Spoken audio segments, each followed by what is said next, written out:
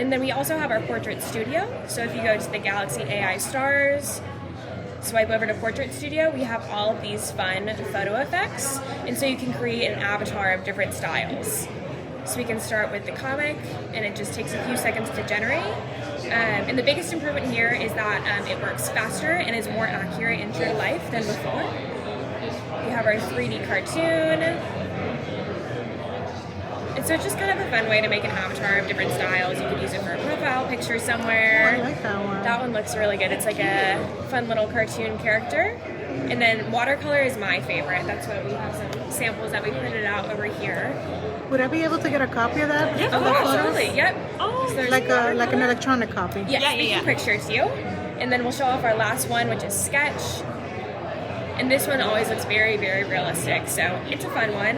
And then let's say you like one of the styles, but you want it to be just a little bit different. You Oh. can go over here and do generate one more.